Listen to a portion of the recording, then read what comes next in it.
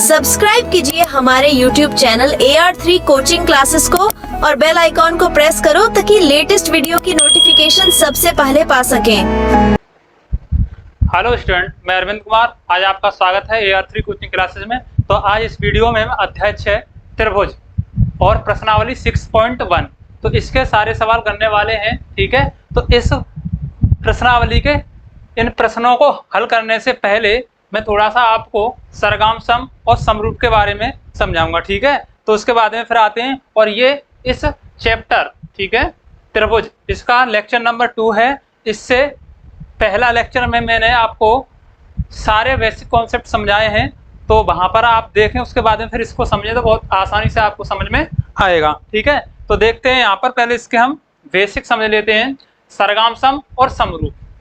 सरगम सम की दो शर्तें होती हैं कि उनके आकार और आमाप जो हैं दोनों कैसे हों, समान हों, तो उनको हम सरगम सम कहेंगे। ठीक है, लेकिन समरूप के लिए उसके केवल अगर आकार समान मिल जाए, यानी कि समान आकार होगा, तो उसको हम क्या कहेंगे, समरूप कहेंगे। ठीक है, तो समरूप के लिए केवल उसका शेप, आकार समान मिल जाए तो उसको हम क्या कहेंगे, समरूप। ठीक है, जैसे देखो यहाँ पर ये सरगम सम के लिए दो शर्तें हैं, पहला ये है और दूसरा आमाप। आकार का मतलब शेप और आमाप का मतलब साइज।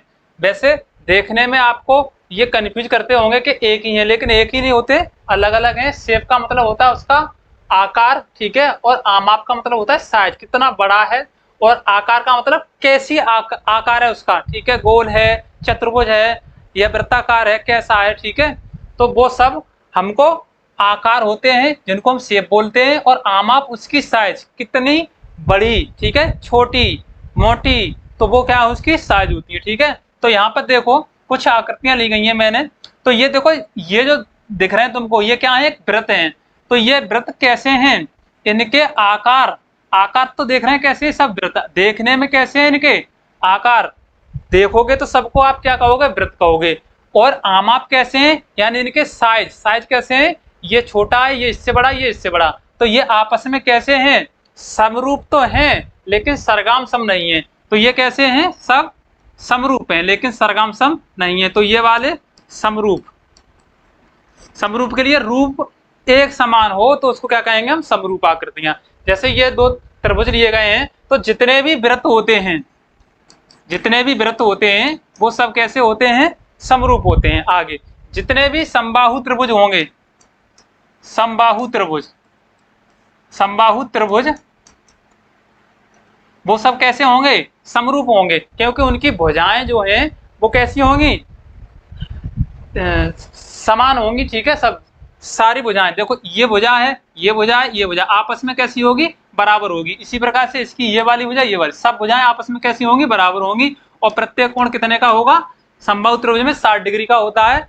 तो देखो सारे कोण 60 डिग्री के हैं, तो इसमें भी कोण कितने डिग्री के होंगे, 60 डिग्री के, 60 डिग्री, क्योंकि त्रिभुज के तीन अंत कोणों का योग कितना होता है, 180 डिग्री। तो ये तीनों जब समान भुजाएं हैं, समबाहु त्रिभुज का मतलब सम और बाहु का मतलब भुजा। ठीक है, तो सम का मतलब समान और बाहु मतलब भुजा, यानी समान भुजाओं वाले जो त्रिभुज होंगे, यानी जो समबाहु त्रिभुज होंगे, वो सब कैसे होंगे, समरूप होंगे। जब आप उनको देखोगे तो उनकी जो आकार होंगे, आकार आपको देखने में जो दिखाई देंगे वो कैसे दिखाई देंगे, समान दिखाई देंगे। इसलिए ये आकृति कैसी होती है, सभी समबाहु त्रिभुज कैसे होते हैं, समरूप होते हैं। ठीक है, नेक्स्ट अब देखो ये वर्ग है, ये वर्ग है, दो वर्ग हैं।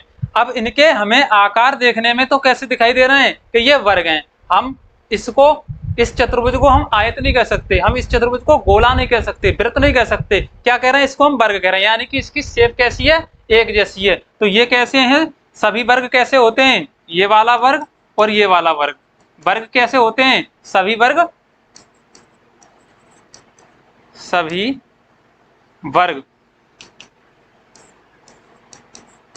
समरूप होते हैं। ठीक है, तो देखो ये भी वर्ग हैं, इसके अंदर अब ये छोटा है और ये बड़ा है, तो ये क्या, वर्ग। ठीक है, यानी कि इसका आकार कैसा है, वर्ग आकार। ठीक है, लेकिन शेप, साइज कैसी है, साइज इसके छोटे बड़े हैं, इसलिए ये सरगम सम नहीं है। कैसे हैं, समरूप हैं। इसी प्रकार से ये समबाहु त्रिभुज, देखो ये बड़ा त्रिभुज, ये छोटा त्रिभुज, दोनों एक दूसरे के अंदर डाल दिया गया है, तो ये क्या है, समरूप है सभी समबाहु त्रिभुज, ठीक है। लेकिन सरगाम सम नहीं होते, समरूप और सरगाम सम। सरगाम सम में दो शर्तें होती हैं, आकार यानी शेप, आमाप और साइज, दोनों कैसी हो, समान हो। जैसे मैं एक उदाहरण ले रहा हूं आपके सामने, ये दो रिंग ले लिए मैंने, ये चूड़ी है, ठीक है। अब ये देखो मेरे हाथ में कितनी है चूड़ी, एक दिखाई दे रही होगी आपको। अब वैसे ये है दो, मैंने इसको अलग कर दिया।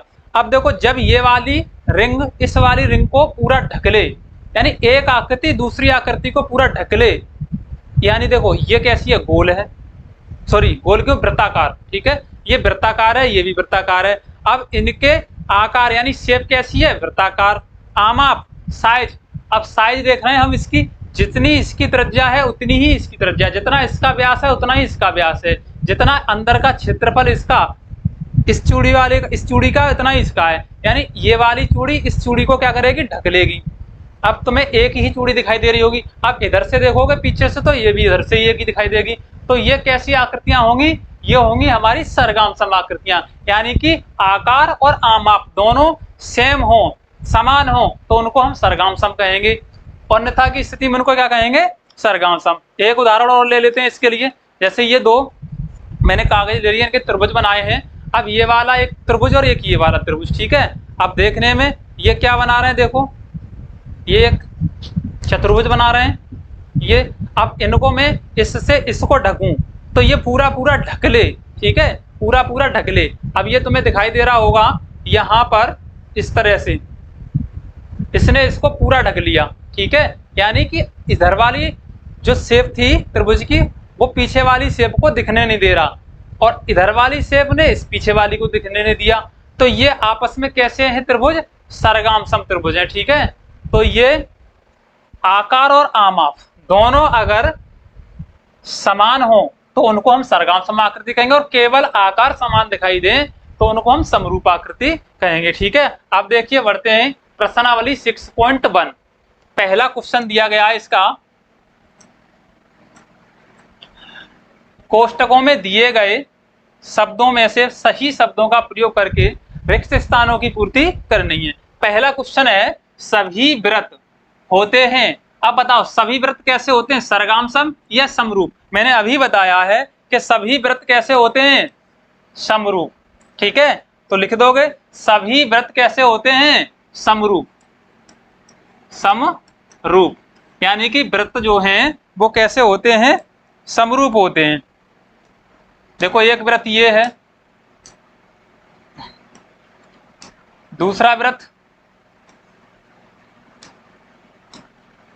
ये है। अब इनके हमें आकार कैसे दिखाई दे रहे हैं, समान समान दिखाई दे रहे हैं, लेकिन इनके साइज कैसे हैं, एक बड़ा एक छोटा है, तो ये समरूप हैं, सरगाम सम नहीं है। कैसे होते हैं सभी वर्ग, सभी व्रत कैसे होते हैं, समरूप होते हैं। नेक्स्ट, सभी वर्ग होते हैं समरूप या सरगाम सम। अभी मैंने बताया था पीछे, ये जितने भी सभी वर्ग कैसे होते हैं, सभी वर्ग कैसे होते हैं, समरूप होते हैं, ठीक है। यानी कि उसका आकार कैसा है, आकार तो सेम है, लेकिन आमाप यानी उसकी साइज जो है वो छोटी बड़ी है। तो ये कैसे होते हैं, सभी वर्ग समरूप होते हैं, तो यहां पर भी क्या लिखेंगे, समरूप। नेक्स्ट, सभी रिक्त स्थान त्रिभुज समरूप होते हैं। कौन से वाले त्रिभुज समरूप होते हैं, समबाहु त्रिभुज या विषमबाहु त्रिभुज या समद्विबाहु त्रिभुज या समकोण त्रिभुज, कौन सा त्रिभुज। तो मैंने अभी आपको बताया था इससे पहले, ये समबाहु त्रिभुज, जितने भी समबाहु त्रिभुज होंगे वो सब कैसे होंगे, समरूप होंगे, क्योंकि इनकी जो साइज है वो अलग हो सकती है, लेकिन इनका जो आकार है वो सेम ही होगा। इसलिए कैसे होते हैं ये, सभी समबाहु। समद्विबाहु का मतलब, समद्विबाहु का मतलब होता है, सम का मतलब समान,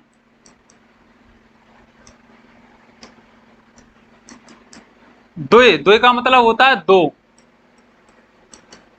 बाहु का मतलब भुजा, यानी कि ऐसे त्रिभुज जिनकी दो भुजाएं समान हो, ठीक है, उनको समद्विबाहु त्रिभुज कहते हैं। जैसे एक यहां पर मैं बना के दिखा दे रहा हूं, अब ये जो त्रिभुज बनाया है मैंने,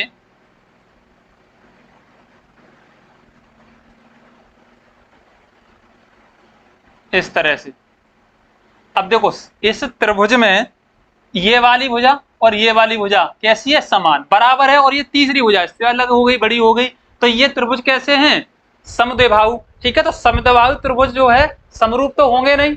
कौन से त्रिभुज होंगे, समबाहु। समबाहु में सारी भुजाएं कैसी होती हैं, सेम होती हैं, इसलिए समबाहु त्रिभुज ये रहे। समबाहु त्रिभुज कैसे होते हैं बताओ, समरूप होते हैं, तो यहाँ पर सभी समबाहु त्रिभुज, समबाहु त्रिभुज समरूप होते हैं। नेक्स्ट बढ़ो, भुजाओं की समान संख्या वाले दो बहुभुज, भुजाओं की समान संख्या वाले दो बहुभुज समरूप होते हैं। कब, जब उनके संगत कोण कैसे होते हैं, बराबर।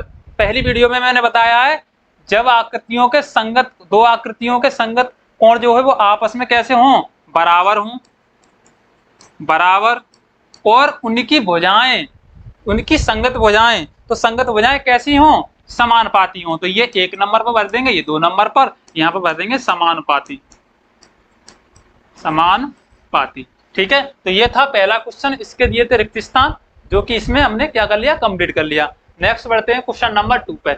निम्नलिखित युग्मों के दो भिन्न भिन्न उदाहरण दीजिए, दो भिन्न भिन्न उदाहरण दीजिए। मैंने अभी आपको बताया है कि ये जो समरूप आकृतियां हैं और यहाँ पर ऐसी आकृतियां जो समरूप नहीं है, तो समरूप आकृतियों में आप उदाहरण दे सकते हो कि नंबर 1 उत्तर दोगे इसका, सभी वर्ग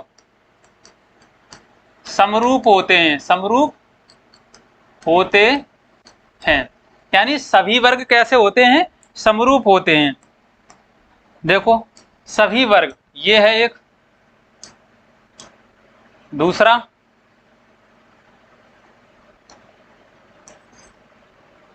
थोड़ा बड़ा कर लोगे,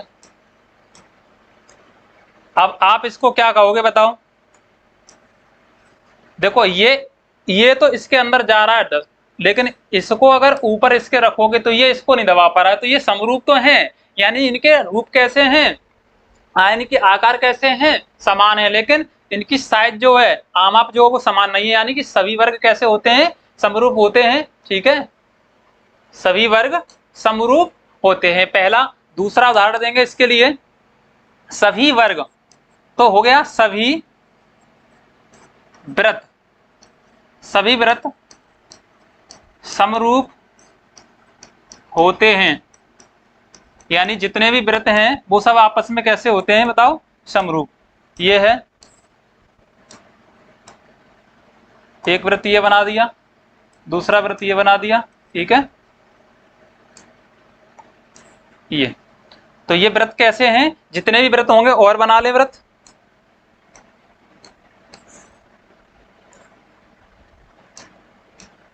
ये तो सभी वृत्त कैसे होते हैं बताओ, समरूप होते हैं। ठीक है, ये तो सभी वृत्त कैसे होते हैं, समरूप होते हैं, सभी वर्ग कैसे होते हैं, समरूप होते हैं, सभी समबाहु त्रिभुज कैसे होते हैं, समरूप होते हैं। ठीक है, तो ये था इसका आंसर। अब देखो दूसरे क्वेश्चन पे आते हैं, ऐसी आकृतियां जो समरूप नहीं है, ऐसी आकृतियां जो समरूप नहीं है। अब यहीं पर आ जाओ, अब देखते हैं यहाँ पर क्वेश्चन नंबर इसका दूसरा, इसका उत्तर, ऐसी आकृतियां जो समरूप नहीं है, तो देखो एक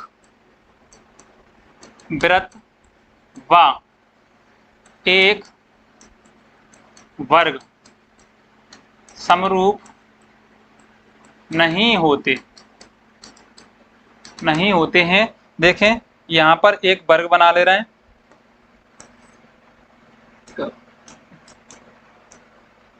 एक वर्ग बन गया और एक वृत्त,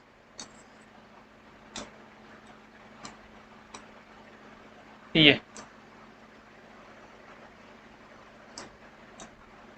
तो ये देखो इनके आकार भी अलग हैं और आमाप भी अलग हैं, तो ये आकृतियां जो हैं वो कैसी हैं, समरूप नहीं है। ठीक है, और ये दूसरा इसके लिए, एक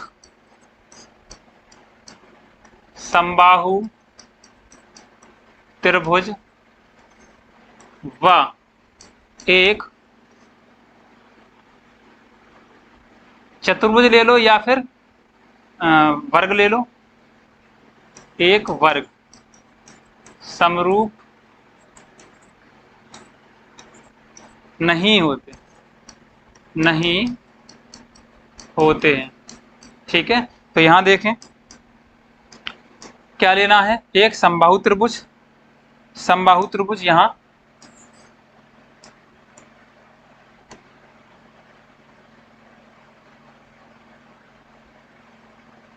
ये, ठीक है, एक समबाहु त्रिभुज और एक लेना है हमको वर्ग।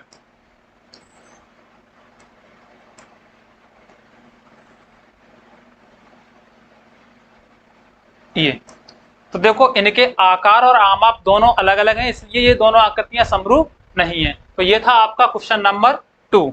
नेक्स्ट बढ़ते हैं क्वेश्चन नंबर 3। बताइए कि निम्नलिखित चतुर्भुज समरूप हैं या नहीं।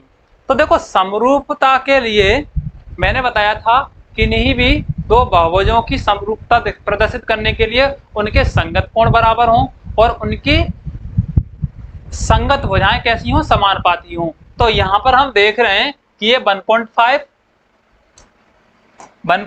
है, ये भी 1.5 है, ये 1.1.5, यानी कि इस आकृति में हम देख रहे हैं कि सबरी भुजाएं जो हैं वो कैसी हैं, सबकी सब भुजाएं 1.5 सेंटीमीटर की हैं।